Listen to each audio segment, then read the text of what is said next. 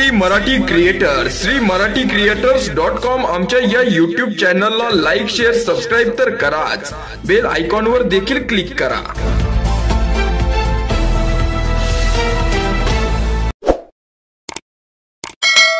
नियोजनाची बैठक या ठिकाणी घेण्यात आली। मला तरी असं वाटतं की जिल्हा नियोजनाचे जे पैसे असतात जे जिल्ह्याच्या विकासाकरता वापरले जातात, तर आपण महाराष्ट्रामध्ये नंबर 1 कमवलेला आहे, मिळवलेला आहे की ज्याच्यामध्ये आपण सगळ्यात जास्त प्रमाण दिलेलं आहे, टेंडर सगळ्यात जास्त केलेले आहे आणि पैसे खर्च करण्याचं प्रमाण हे 125च्या आसपास आहे, म्हणजे 100च्या वरती आपण मंजुरी या ठिकाणी दिलेली आहे। मला तरी असं वाटतं की महाराष्ट्रामध्ये हा आपला कायमचा पहिला क्रमांक राहत आलेला आहे। प्रत्येक विभागात OTSP असेल, TSP असेल, जनरल फंड असेल, शाळेचा फंड असेल, आरोग्याचा फंड असेल, MSCBचा फंड असेल, जेवढे फंड्स आहेत त्याच्यामध्ये महाराष्ट्रामध्ये सगळ्यात जास्त पैसे खर्च करण्याचा बहुमान आपण मिळवलेला आहे। आणि मला तरी असं वाटतं की येणाऱ्या नवीन वर्षामध्ये जी 10 तारखेच्या राज्यस्तरावरची बैठक होते त्याच्यामध्ये आपण 1000 कोटी रुपयाचा प्लॅन यावर्षी सादर करणार आहोत।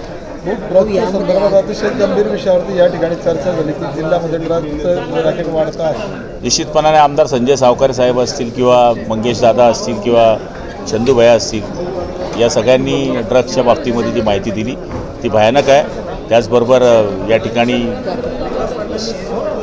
कॉलेजच्या समोरच या ठिकाणी ते मुलींचा आणि मुलांचा या ठिकाणी त्यांनी अल्पवयीन मुलींच्या बाबतीमधले विषय केले, त्याच्यावर कडक कारवाई करावी असे आदेश या ठिकाणी देण्यात आलेले।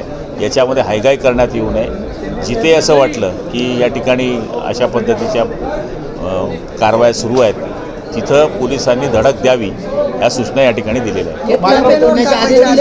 कॅफेमध्ये जिथे कॅफेवाला असेल त्याला उचला आणि पोलीस स्टेशनात ठोका त्याला, हे आदेश दिलेले आहेत। मात्र आमदारांनी पण आरोप केला की याच्यामध्ये पोलीस देखील इन्व्हॉल्व आहे या। हे बघा, सगळ्यांची चौकशी करायला लावली आहे। ज्या काळामध्ये घटना घडली त्याचा CDR चेक करा, कोण पुढारी असो, अधिकारी असो, कोणी असो, त्याच्यावर कारवाई केली पाहिजे। शेवटी येणारी पिढी जी आहे त्या पिढीला जर कोणी बर्बाद करत असेल तर हे खपून घेतलं जाणार नाही। संदर्भात नेत्यांना मंत्र्यांना गावबंदीचा शेतकऱ्यांनी निर्णय घेतलेला आहे, फलक लावले त्या संदर्भात शेतकऱ्यांची भावना आहे ती, पण गावबंदी अशी करता येत नाही कायद्याने, पण शेवटी त्यांच्या भावनेचा आम्ही आदर करतो। पण येत्या काही दिवसामध्ये जे 10,000 शेतकरी वंचित राहिले आहेत त्याच्याकरता राज्यस्तरावर आपण बैठक लावलेली आहे सगळ्या आमदारांबरोबर। जे ज्या केळी क्षेत्रामध्ये राहणारे आमदार आहेत त्यांची आणि सचिव जे आहेत त्याबरोबर आपण बैठक लावणार आहोत आणि राहिलेल्या शेतकऱ्यांनासुद्धा वाऱ्यावर सोडणार नाही अशा पद्धतीचं काम आम्ही करणार आहोत। राष्ट्रीय महामार्गांची देखील बैठक झाली, नेमकं राष्ट्रीय महामार्गाची बैठक झाली, त्याच्यामध्ये रावेर ब्रहाणपूरचा रस्ता असेल, त्याच्यामध्ये चाळीसगावकडून जाणारा रस्ता असेल, त्याच्यामध्ये पाळदी असेल, त्याच्यामध्ये तरसोद असेल, त्याच्यामध्ये जळगाव कालिका माता तरसोद मंदिरापासून पाळदीपर्यंतचा रस्ता असेल, अशा सगळ्या रस्त्यांवरची या ठिकाणी मी आढावा घेतला आहे। म्हणजे असं कुठलंच डिपार्टमेंट ठेवलं नाही आज की त्यांचा आढावा आपण घेतला नाही। पालकमंत्र्याचं हे कामच आहे कोणत्या डिपार्टमेंटमध्ये काय चाललं आहे, त्यामुळे आमदारांना विश्वासात घेऊन सगळ्या अधिकाऱ्यांना आपण इथे बोलवलं। दोन्ही स्टेटचे अधिकारी इथे बोलवले, मध्य प्रदेशचेही, ब्रहाणपूर असल्यामुळे मध्य प्रदेशचे आणि आपल्या राज्याचे, आणि तो मार्गी आपण विषय लावलेला आहे। रावेरकडनं येणारा तो आहे त्याच्यामध्ये तो विषय लागलेला आहे।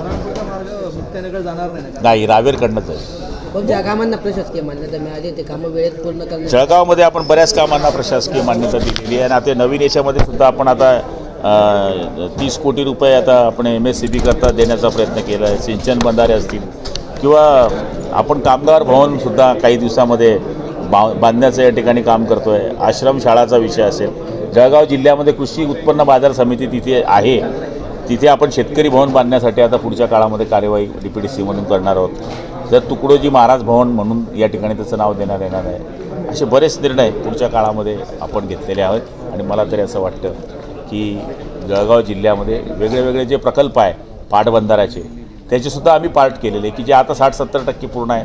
त्याच्या बाबतीमध्ये ज्यांना सध्याची सुप्रमा मिळाली ते आहे, नवीन जे प्रकल्प आहे अशा बाबतीमध्ये 3 पार्ट केल्यामुळे येत्या 15 दिवसामध्ये जलसंपदा मंत्र्यांबरोबर आपल्या जिल्ह्याचे जे प्रकल्प आहे ते कसे मार्गे लागतील याचाही आढावा घेण्यात आला। म्हणजे पोलीस डिपार्टमेंटपासून शेवटच्या तुमच्या रेडी रेकनरपर्यंत असे सगळे जेवढे डिपार्टमेंट आहेत 16 डिपार्टमेंट त्यांच्या आज बैठका झाल्या आणि मला तरी असं वाटतं की जिल्ह्याचा विकासाकरता ज्या ज्या गोष्टी करण्या आहे त्या करण्याकरताच्या सगळ्या सूचना देण्यात आलेल्या आहेत। मुक्ताईनगरमध्ये तार चोरीचा गंभीर विषय या ठिकाणी आला आहे, त्याच्यावर अद्याप म्हणजे काही गुन्हा दाखल झालेला नाही।